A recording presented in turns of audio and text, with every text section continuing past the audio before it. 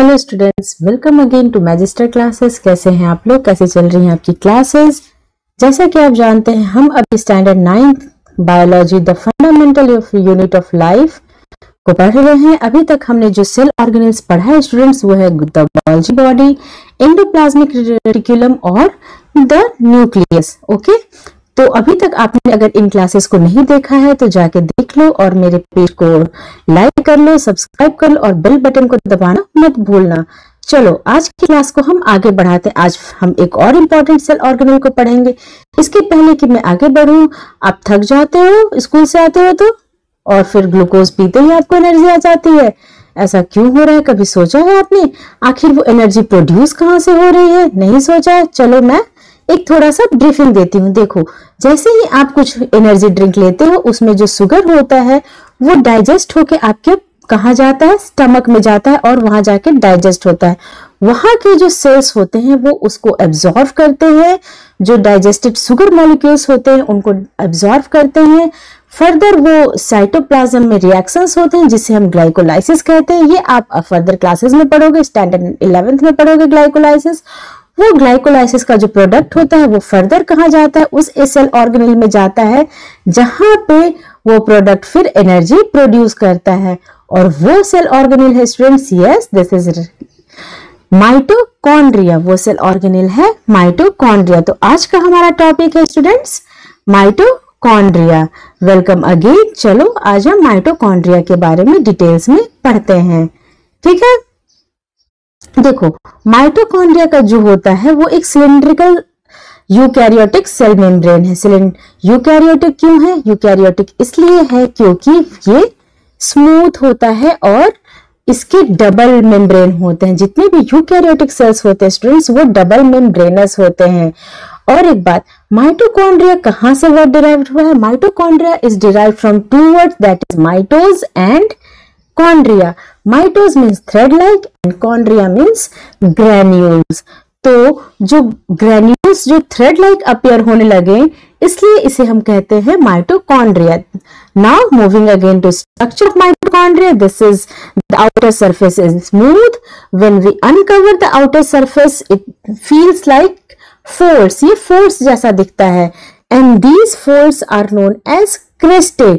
And the junction where cristae meet, the place that cristae meet is cristae junction। ठीक है, now फिर से जब इसको हम हॉरिजॉन्टल कट करेंगे, क्रॉस सेक्शनिंग करते हैं इस सेल ऑर्गेनेल को, माइटोकॉन्ड्रिया को, तो हमें कुछ ऐसा जेल लाइक स्ट्रक्चर दिखता है। This gel like structure is matrix. This gel like structure is matrix. और मैट्रिक्स में ही matrix gives area surface for chemical reactions. ठीक है, ये जो फोल्ड्स दिख रहे हैं आपको और इनमें जो ऐसा राउंड राउंड आपको दिख रहा है स्मॉल स्मॉल सा, these are enzymes. These are enzymes. और ये एंजाइम्स क्या करते हैं? बायोमोलिकुलर रिएक्शंस में हेल्प करते हैं। देखो ये जो फोल्ड्स होते हैं, ये फोल्ड्स क्या कर रहे हैं स्टूडेंट्स? जो सरफेस एरिया है मॉलिक्यूलर रिएक्शंस का उसको बढ़ा रहे हैं। और जितना ज्यादा सरफेस एरिया होगा उतना ज्यादा एंजाइमेटिक रिएक्शंस होगा, उतना ज्यादा एनर्जी प्रोड्यूस होगा। The most important feature of mitochondria is it contains DNA and ribosomes। ribosomes कहाँ हमने पढ़ा था स्टूडेंट्स? एंडोप्लाज्मिक रेटिकुलम में। ribosomes का फंक्शंस क्या होता है? Protein synthesis. ठीक है, अभी तक आपने एंडोप्लाज्मिक रेटिकुलम की क्लास को नहीं देखा है तो देख लो कैसे प्रोटीन सिंथेसाइज हो रहे हैं, फिर वो फर्दर वहां से पैकेजिंग के लिए कहाँ जा रहे हैं। Okay, now moving on to next part, it contains DNA.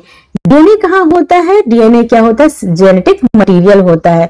और ये कहाँ प्रेजेंट होता है स्टूडेंट्स? ये होता है न्यूक्लियस ऑफ द सेल में और माइटोकॉन्ड्रिया में। देखो माइटोकॉन्ड्रिया कितना इंपॉर्टेंट सेल ऑर्गेनेल है, इसमें डीएनए भी है खुद का और राइबोसोम्स भी है। और ये क्या कर रहा है? The most important function, it is producing energy. तो माइटोकॉन्ड्रिया में क्या हो रहा है? एनर्जी प्रोड्यूस हो रहा है। इसलिए हम इसको क्या कहते हैं? पावर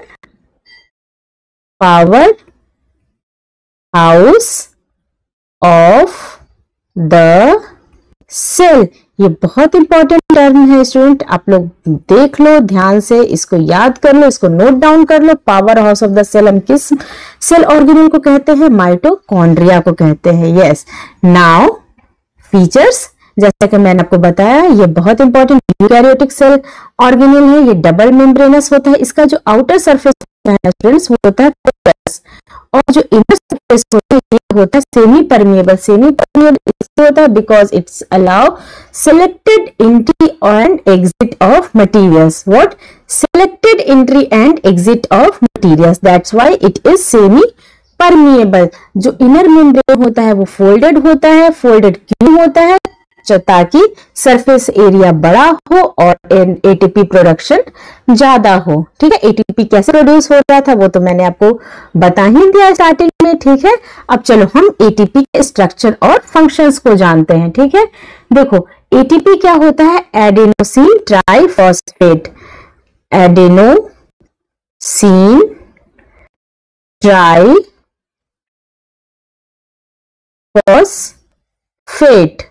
ट्राइफॉस्फेट मतलब थ्री फॉस्फेट। ठीक है, ये एडेनिन क्या होता है स्टूडेंट्स? एडेनिन होता है न्यूक्लिक एसिड। एडेनिन क्या है? Nucleic acid. और राइबोस क्या है? शुगर, है ना? ये राइबोस क्या है? शुगर। और ये क्या है? 3 फॉस्फेट रिंग्स। इन्हीं 3 फॉस्फेट रिंग्स के बीच में ये जो ज्वाइंट है, इट कैरीज एनर्जी। जब केमिकल रिएक्शन होते हैं तब क्या प्रोड्यूस होता है? ADP plus phosphate with release of energy. ठीक है, एडीपी क्या है स्टूडेंट्स? Adenosine diphosphate. ये एक फॉस्फेट यहां से अलग हो गया, है ना, और क्या रिलीज किया? Energy.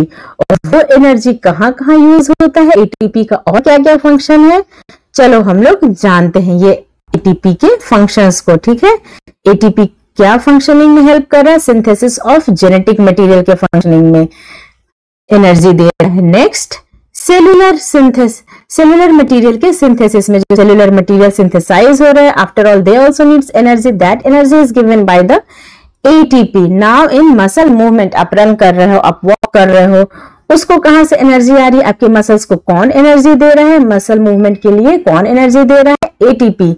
So and next, what is this? Any guesses? These are not umbrella, these are neurons. और न्यूरॉन्स का काम क्या होता है? Signalling, transfer of messages from brain to our body और our body to the brain. तो जो signalling होता है, जो कंडक्शन ऑफ नर्व इंपल्सेस होते हैं, उसको एनर्जी कौन दे रहा होता है? This ATP. And finally, transport of molecules transportation is also done by the help of ATP. Got it? So these are the functions of ATP. You can note it down. जैसा कि मैंने आपको बताया, adenosine triphosphate, this is ATP is released within the matrix of mitochondria. Within the matrix of mitochondria, ATP को हम क्या कहते हैं? Energy currency of the cell, है ना? ATP is used for making new compounds. Mechanical work के लिए हमें एनर्जी देता है। माइटोकॉन्ड्रिया में क्या होता है? अगेन अपना खुद का प्रोटीन सिंथेसाइज हो रहा है by the help of ribosomes, and they have their own genetic material, that is DNA.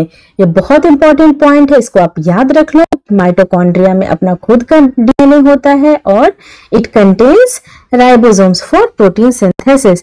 That was all for today. That was all about mitochondria. If you have any doubts, let me know in the comments. Don't forget to like this page and subscribe. कुछ भी आपको doubt हो तो आप please मुझे comment में बताओ। That's all for the today. और बेल बटन को दबाना मत भूलना। थैंक